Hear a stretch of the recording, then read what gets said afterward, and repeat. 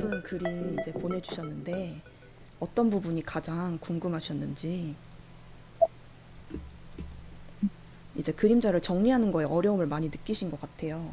보통 어떨 때 이런 문제가 나오냐면 그림자를 처음에 설계하지 않고 디테일을 부분 부분 잡아줘서 이런 문제가 나와요. 일단 밑색은 다 깔았어. 이쁘게 깔았는데 그 뒤로 머리카락은 여기에 그림자가 나와야 될 것 같아. 이래서 칠해줬어 일단. 그리고 가슴은 여기에 그림자가 나와야 될 것 같아. 이래서 열심히 묘사를 했어요 또. 그리고 다리도 이렇게 열심히 묘사를 했어. 근데 전체적으로 보면 아무리 제가 밀도를 올려도 그림자가 좀 완성된 느낌이 안 나는 거죠. 그래서 이거를 그림자를 설계만 해줘도 그림이 훨씬 깔끔하고 이쁘게 나올 수 있다는 거, 그거부터 한번 정리를 해볼게요. 이제 세 가지 정도만 기억을 하시면 돼요. 빛이 이렇게 떨어진다고 했을 때 경사가 생기면서 그림자가 생기잖아요. 빛을 덜 받는 부분이 생기니까. 그래서 이 부분은 다 빛을 받는 부분이긴 하지만 그래도 여기가 가장 빛을 많이 받고 여기가 조금 덜 빛을 받아서 생기는 그런 그림자가 있어요. 이걸 이제 형태 그림자라고 하고요. 이제 영어로 폼 섀도우라고 많이 들어보셨을 거예요.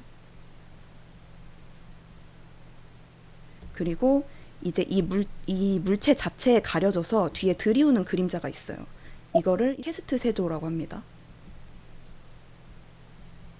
이 캐스트 섀도우 같은 경우에는 이 물체에 가려져서 아예 빛을 못 받아서 그림자가 많이 어두워져요.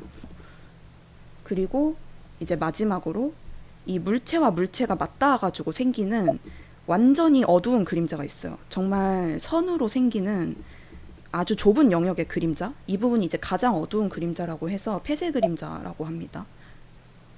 이렇게 세 개만 기억해 주시면 되는데 보통은 이 캐스트 섀도우랑 형태 그림자 그리고 이 폐쇄 그림자를 구분하지 못하고 그림자를 그냥 이렇게들 많이 그리세요. 초보자들 같은 경우에는 일단 어둡게 잡았어요. 그 다음에 그림이 밋밋하네. 더 어둡게 잡아. 그림이 좀 밋밋하네. 더 어둡게 잡아. 이런 식으로 많이 그림을 그리세요. 실수를. 그래서 보시면 전체적으로 이 캐스트 섀도우의 위치가 명확하게 정돈이 안 되고 이런 부분 같은 경우에도 일단 여기가 이 팔에 가려져서 좀 어두워질 것 같네?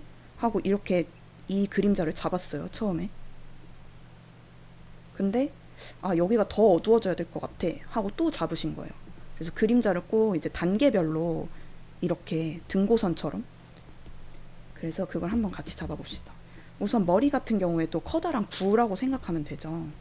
그래서 구라고 하면은 이렇게 동그랗게 그림자가 생기겠죠. 그거를 머리카락 영역을 맞춰서 그려주시는 겁니다. 먼저.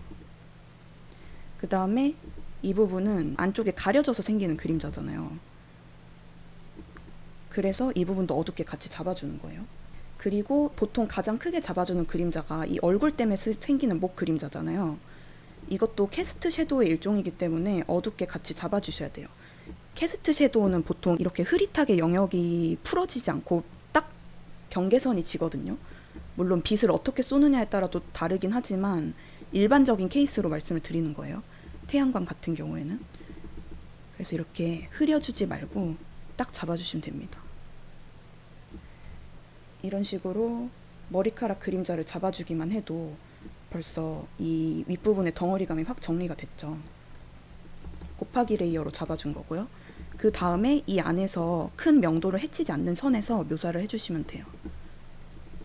특히나 이런 젤식 채색을 진행을 할 때는 덩어리감으로 밀도를 올리기가 어렵잖아요. 그래서 더더욱 이런 빛 설정을 명확하게 해주시는 게 더 중요합니다. 셀식 채색은 딱딱 나눠지는 그림자를 통해서 한 번 더 그 좀 밋밋할 수 있는 밀도를 쪼개주는 역할도 하거든요. 그래서 이 두건 같은 경우도 애매하게 그림자를 잡기보다는 명확하게 이 이도명암을 한 번 더 잡아주시고 그 뒤에 묘사를 하시는 게 좋아요. 이렇게. 그리고 기왕이면은 머리카락의 밝은 부분도 좀 더 밝혀주시면 좋을 것 같고요.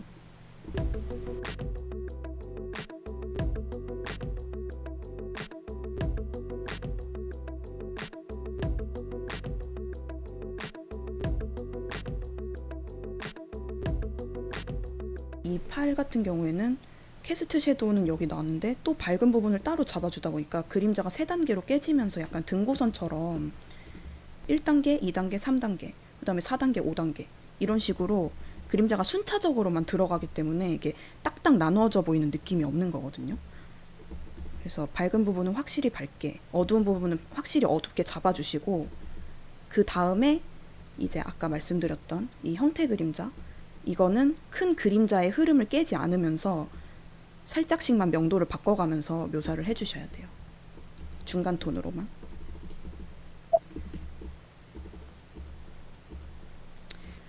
부가적으로 말씀을 드리자면 밑색을 까실 때 가장 밝은 색깔을 지정해서 잡는 게 아니고 중간에 있는 색깔을 잡아서 지정을 해주는 게 묘사에 더 편하거든요. 흰색도 약간은 회색으로 깔아주셔야 되고요. 물체가 완전 흰색은 없어요, 세상에. 아주 좁은 영역의 하이라이트만 흰색으로 묘사를 해주시면 원하시는 약간 반짝반짝한 느낌 내기에도 수월하고요. 중채도 중명도의 색깔을 밑색으로 깔아주셔야 나중에 밝은 색깔을 올렸을 때 더 드라마틱한 효과가 나니까요.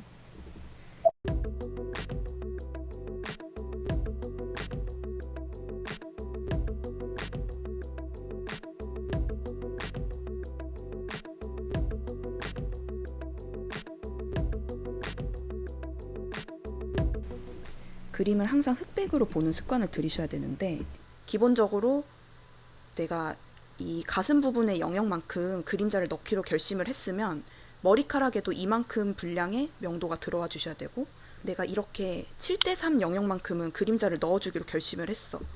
그러면 머리카락도 7:3 영역만큼은 그림자가 들어와 줘야 되고, 요 오브젝트도 그만큼 들어와 줘야 되고, 모든 영역이 다 그만큼의 그림자는 들어와 줘야 돼요. 그래야 이 물체가 같은 공간에 있다는 한 덩어리라는 느낌을 받을 수 있겠죠.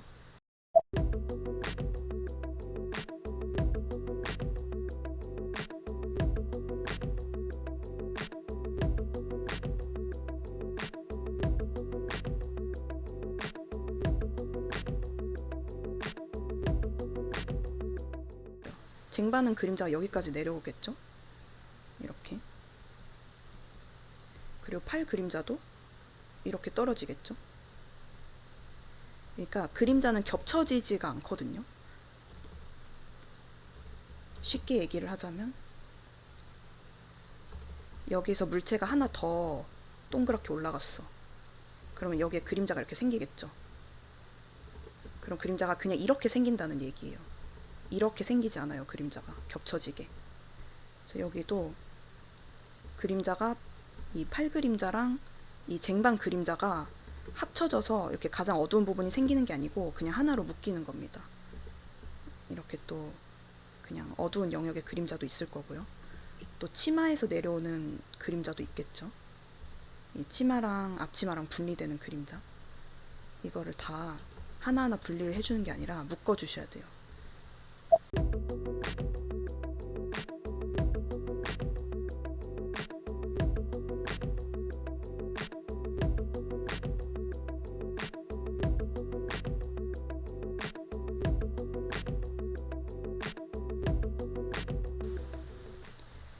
여기 그림자 안에서 또 진하게 잡아준 이런 영역은 이제 엄밀히 말하면 오클루전 섀도우에 가깝거든요. 이 폐쇄 그림자.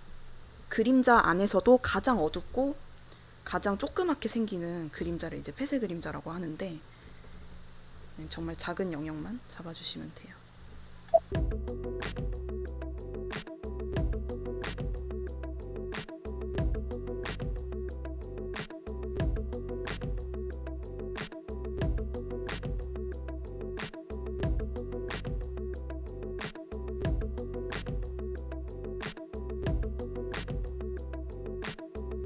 마지막으로 오버레이 레이어 이용해서 보정만 한번 해줘도 좋을 것 같아요. 밝은 부분은 더 밝게 해주고,